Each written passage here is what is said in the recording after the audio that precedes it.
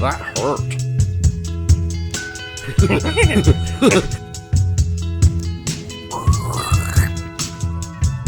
More verticality.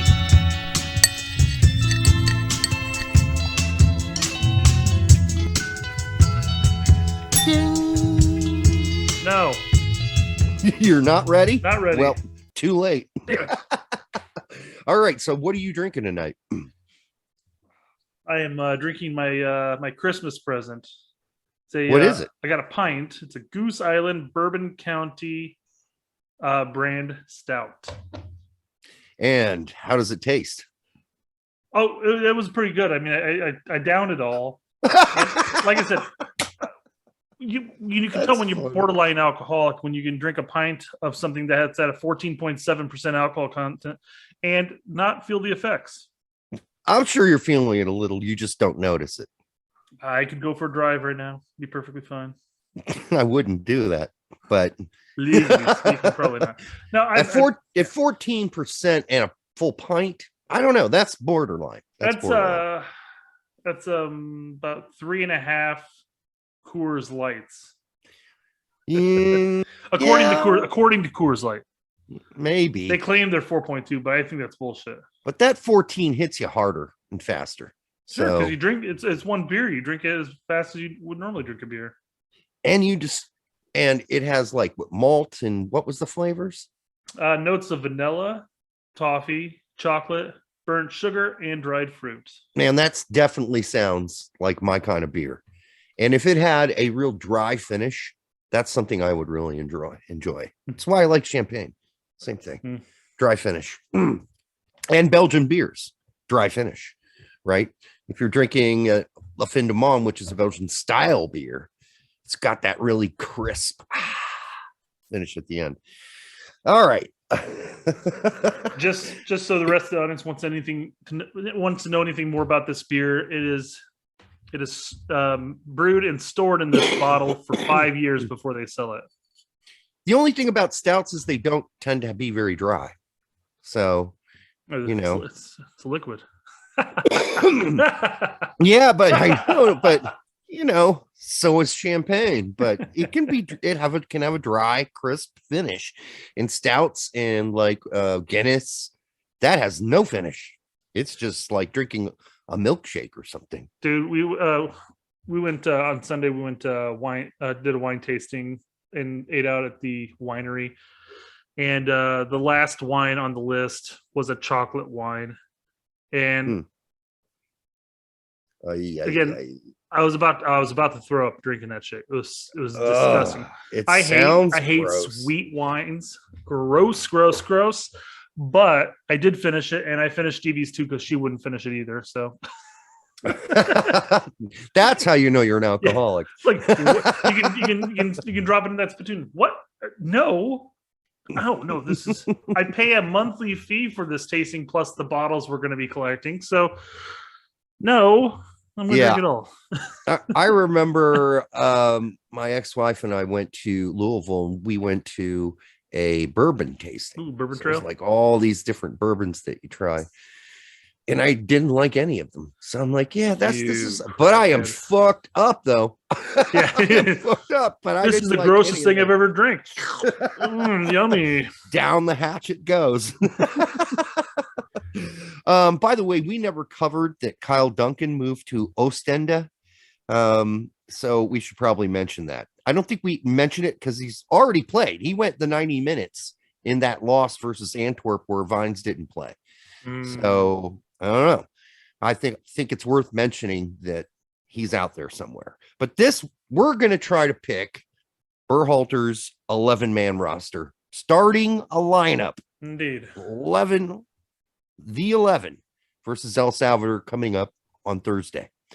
And this should come out on Wednesday or Tuesday probably. So 2 days. And we might find out Tuesday evening / Wednesday morning, depending where you're at, right? Yeah, depending tonight / Tuesday would be the weekend report. Yeah, that's usually comes out after midnight on Tuesday. So you're right. But this could be a really short segment because I think this is rather obvious at this point. But we're doing it anyhow. We're going to go through the motions. And if it turns out to be really quick, one thing that we could add as a caveat at the end would be to say, looking at the remaining the remaining 2 games, what big changes do you think Berhalter would do? Because I wanted to start this off by saying that in Berhalter's presser, we talked about this, I believe, during the roster announcement. Yeah. But Berhalter flat out came out and said, yeah, there are some players that I think that can play the full 90 in all 3 games. And Robinson came out in his interview today and said, I hope I get to play all 3 games. I'm sorry, but I would wager just about anybody out there, especially since most of our team is like 23 and under, that concept of playing 3 games in 6 days and playing the full 90, while daunting, it doesn't seem like it's too out of the ordinary for them. I mean, McKennie can play Sunday, then Tuesday, and then Saturday. The only thing I'm worried about are the players that are made of glass. Sure. And Pulisic, Weah, and them getting injured. Don't worry, we got Jordan Morris on the bench. Don't worry, we got Ariel. Crap, our entire bench is glass too. We need glass sound effects, breaking glass sound effects here. But I think we all agree Stefan's going to start. Yeah. Okay. Jedi on the left. Yep. I remember that guy was like, can you fill me in? Who's Jedi? Yeah. All right. He grasped it pretty quickly, though. Yeah, okay. Just a nickname. I gotcha. Yeah, it's a nickname. We need nicknames for everybody. That would be great. I don't know what to call Dest. I don't know what his legit should be Count Dooku. It was funny because I brought this up during Twitter. We were talking about Star Wars and stuff like that, and I said all my Brazilian peeps, because we have Tack and we have Stevino who are there. I'm hoping I'm pronouncing that Brazilian version of Steve properly. But I'm like, isn't it true that in Portuguese or in Brazil they had to change the name of Count Dooku to something else because Dooku happens to be something not very family friendly in Portuguese. I did not know that. It basically means, I guess, from the ass. Oh, Jesus. Or less, it means shit. It means his name would basically be like Count Shit. Count Shit. Yeah. Makes sense. So Dest will be outright. Yeah. And then I think it's the Zimmerman and Miles pairing. Against El Salvador, yes. Yep. I'm going to go with you on that. And that might change for game 2, but we'll get into that. Yeah. That's a tricky thing, though, because, I mean, the way Berhalter addressed the questions, and of course, it just depends on how he rates the center backs. But he also talked about how whenever they brought up whether or not Adams would start against El Salvador because he's sitting on a yellow card right now, would be a concern. Maybe just start him against Canada and avoid that whole issue. And Berhalter basically said, we're going to basically play our top team and whatever happens. We feel pretty confident with the people we have. Yeah, I think you play him. I mean, we're not there yet. But I mean, my point would be, does Berhalter say Richards for Canada for no other reason besides that he's going to be fresh for that game? You play Zimmerman against a lesser side like El Salvador, and then bring Richards in for Canada, or I guess Richards play both games. But I mean, he might see Zimmerman be the better option at this point. I don't think that Zimmerman and Miles are going to run a lot versus El Salvador. No, I think we're going to have most of the possession, and they're going to do a lot of standing around. Probably. So I think they're going to be fine. Be a prime game for Brooks, not having to run backwards a lot. Yeah. The only thing is, if let's say one of the two has a bad moment or a few bad moments or has a poor game, then you'll see Richardson. But I don't think center back's necessarily where you want to do a lot of flip-flopping, because that is such a partnership thing. And those two guys, Zimmerman and Miles, have been the partnership recently. Not that Richards hasn't been thrown in, he has, but I think that's where Gregg is comfortable. So when we're picking this, I'm trying to get in Gregg's mind, and I think Gregg's going with Zimmerman and Miles for this game, and probably the second one if they don't do a whole lot of running or don't fuck up real bad. But we can see how one fuck up can get you not just taken off to the bench immediately. I mean, it happened to Brooks. He made that one mistake and he got yanked.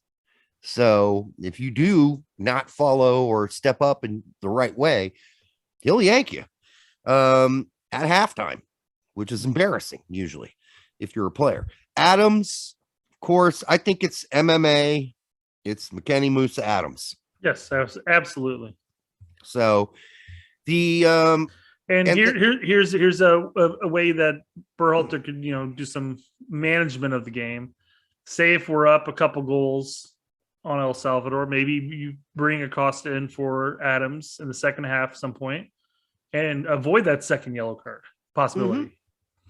Maybe Adams has to be one of the first people off the pitch against El Salvador, just so that way he's ready to go against Canada. We don't know, but that's the way I'd be looking at it. But I would absolutely start Adams. I would imagine that Musa will get pulled as well. I think McKennie's going to be the only guy that goes the full 90 there. I guess the big thing to consider would be is just where we're at in the game. I mean, if we have a comfortable enough lead, words, maybe this beer is hitting me. I don't know. That's what I was thinking. No, maybe we have a comfortable lead that you'll start seeing some of the regulars get subbed out. The only thing that's going to frustrate me, and I'm saying it because I know it's going to happen, when Musa does get pulled in the 70th minute, who's coming in for him, right? Yes.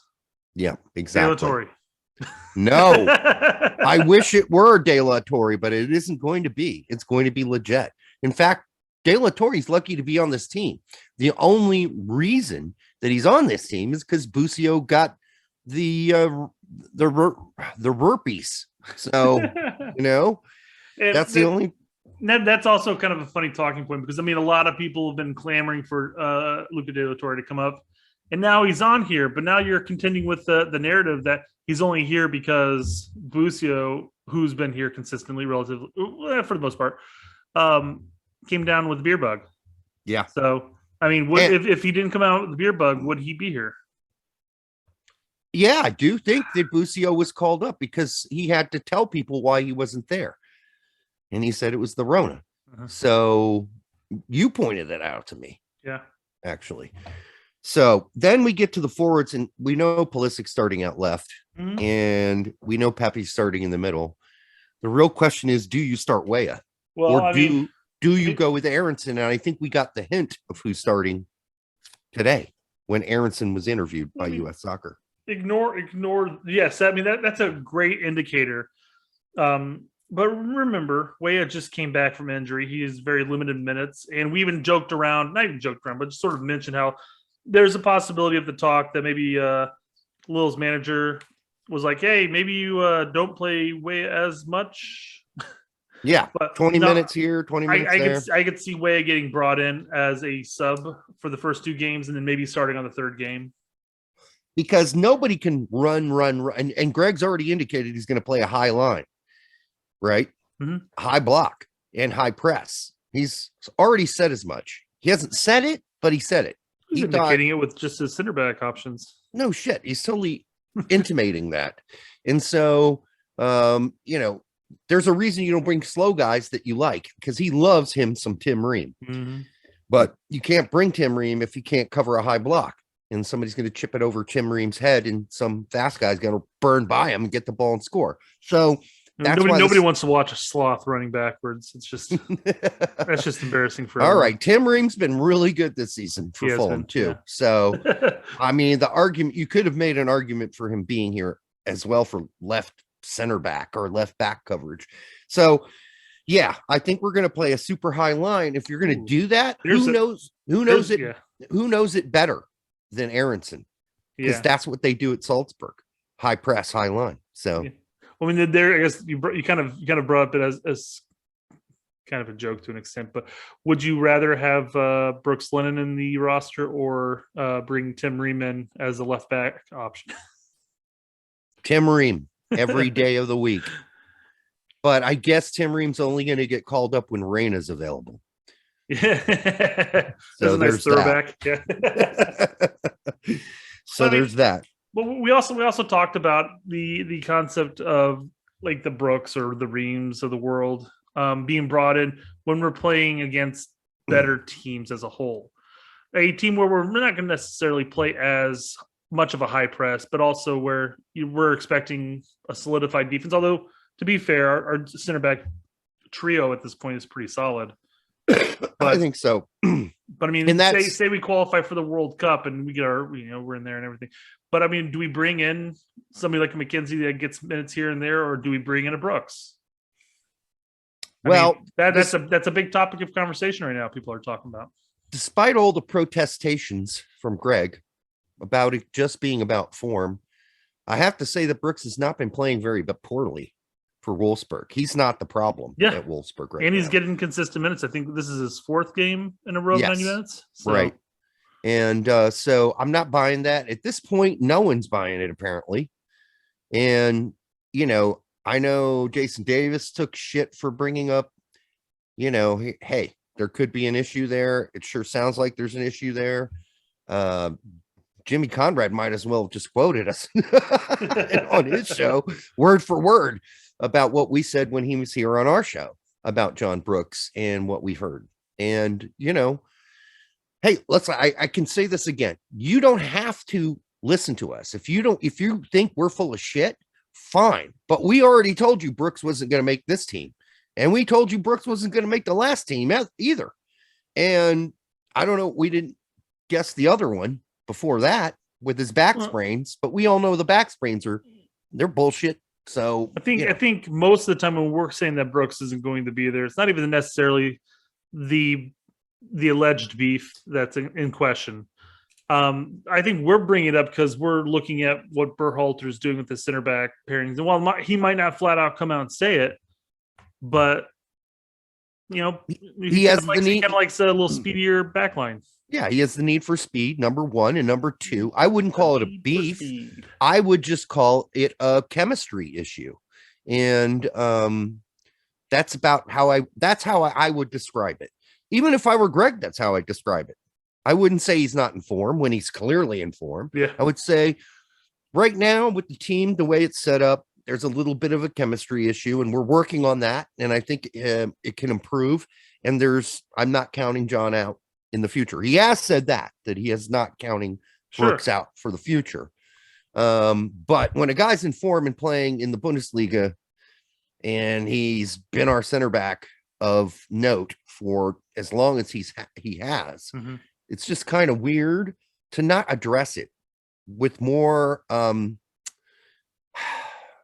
honesty and authenticity. Well, I mean, Gregg likes to keep that type of stuff close to the chest. I mean, he doesn't seem to be overtly outgoing with. Well, he sure told us a lot more stuff about McKennie. He was a lot more open about that. But I guess he said that there was an infraction, that it's being handled, and he has a chance to come back to the national team, et cetera, et cetera. But he didn't go into the details as far as why.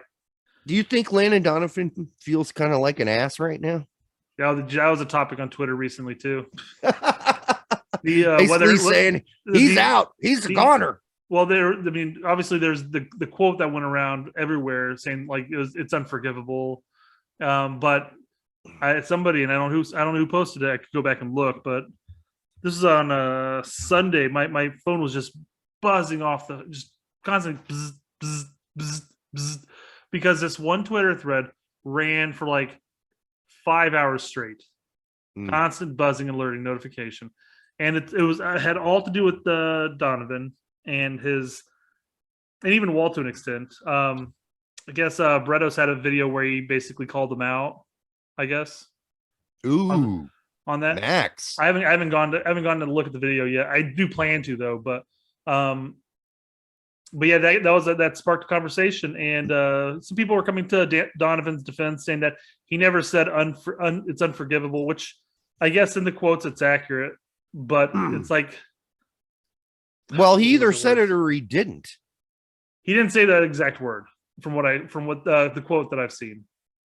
Oh, but he said like almost unredeemable or whatever. Yes, it was something along those lines. It was like, yeah, I thought it was more punitive. It sounded like Wesson was in some deep shit. Like this is a major offense. Like, they did the gangbang on Pulisic's sister or whatever, which didn't happen. Allegedly. I mean, it was funny watching Jason Davis on a show last night, trying to figure out, well, maybe they were like coming up with these schemes of what could have happened. Maybe Gregg found out later that Brooks was in the room with McKennie. He said that it's almost beyond repair. That's the exact quote. Well, that's nowhere clear. That's nowhere near where it was. But they were conjecturing about Brooks suddenly, like, what else could have happened? Well, we told you what happened. You can either believe us or not believe us. It's okay. But to just pretend that... Well, even the Mexican media called it out. I mean, they're the ones, they were the ones who first publicized it. And I think we all ran with that. Publicized what? The midnight calls and you know. The McKennie incident. Yes. And okay. And then now they're like, I'm not saying this is true, but no, that's not what happened. Brooks wasn't in the room banging some. I have never would have put two and two together on that. Yeah, that's not what happened. That's not one of the scenarios. What is that ever in consideration?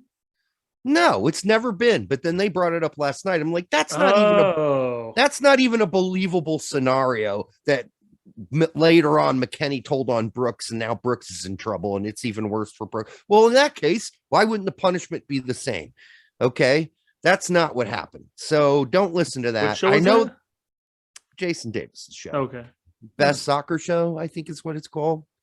That's a fucking ballsy name for a soccer show, but they've been around especially forever. With us being here.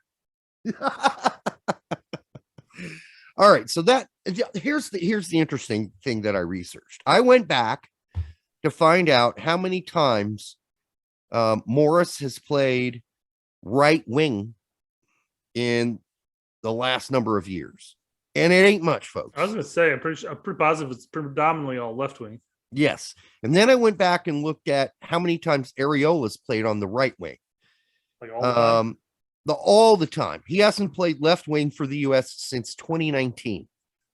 So keeping that in mind, as far as backups for Aronson and Pulisic in this game, if you want to give them a rest, I think we might see Morris for Pulisic if we're winning the game and it's locked up or whatever in the last 15, 20 minutes. Mm-hmm.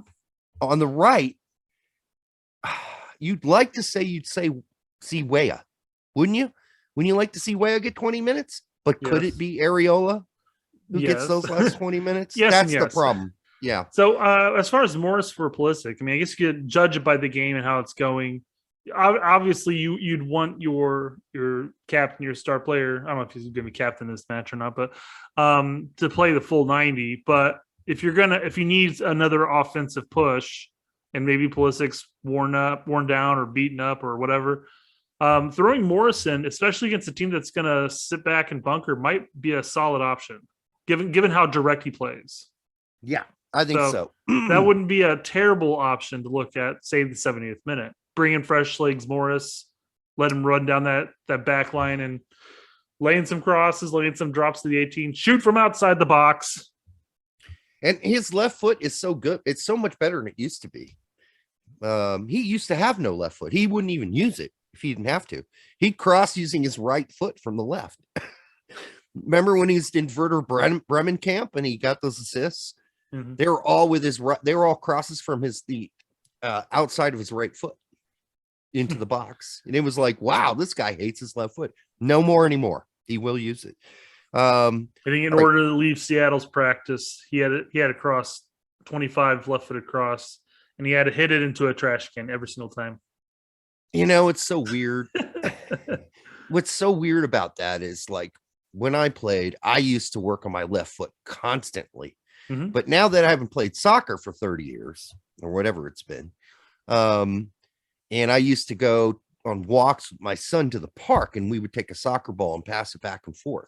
And I could still do the curling crosses and whatever with my right foot. But dude, my left foot is broken. Mm-hmm. It's broken. I can't kick shit. I can make small little, bit passes, but it's really hard for me to get to the curling left crosser in. to my son. He was trying to do headers. So I never really played wing, so I never really had to work on crosses per se. I mean, as growing up as a defender, you know, during warm up, you always do the long balls, anyways. You know, 50-yard long balls to another defender, trap it, pass back, sort of thing. yeah. So I mean, I could lace across fine, but I've never really had to do such. I mean, I've a rare occasion during a game, but Well, you were forward. for the last couple of years of my whatever competitive career. Right. The funniest thing. Go ahead. I was gonna say, I absolutely throughout my youth, I worked on both right and left. Yeah, you have to. But my dad was never a soccer guy, but he absolutely pushed being able to use both feet. Even he was able to see that, not being a soccer guy, you know? Yeah, one of the drills we used to do in Carlisle, Pennsylvania, also played there in high school. We just weren't very good. Was that Army brat, moved everywhere. So we would have we'd have two players on the lines from one side of the field to the other, and then they'd put a third player in between us, and then we would have to pass the ball over that person's head to the player on the line on the other side of the field, like you're switching fields, right? And you had to do that with your right foot for a while. Then you had to do with your left foot as well. And that was a little harder. For me, it was. I got better at it, but we did it every day. And after a while, it just became natural. But I remember the very first time, my freshman year, they said we were winning a game like 7-0 against some hick team. And I was in the game at right midfield, and we had a corner kick. And they were like, okay, yeah, Derek, you take the corner kick. I'm like, I get to take a corner kick? Oh my God, I was so excited. And so I put the ball down, and we're playing on this football field, and it's mostly just dirt, like with a few blades of grass left down in that area.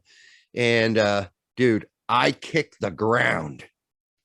I mean, I dug under the ball. So I was trying to get up in the air. I totally choked on my first corner kick. It went like 8 feet. Womp womp. And I just remember feeling, oh man, are you serious? I mean, I've made that kick 1,000 times. I finally get to do a corner kick my freshman year. I'm 15 years old. I'm so excited, and I just lose focus completely. And I think I even lifted my head as I was kicking it. So anyhow, not there here nor there. We're going to move on to segment 3 before we are, I don't know, too befuddled to continue. At least in my old age. Yeah. Well, I'm pretty much befuddled all the time at this point. All right. Until the next time on the Straight Red Card, we're going to come back with some questions as well as, what was it? We're going to talk about some of the transfers that happened, the Yedlin stuff, Brian Reynolds, his move, whether that's a whole slew of things. A whole slew of things. We might even talk about the Wu-Tang Clan. All right. Till the next time. That hurt.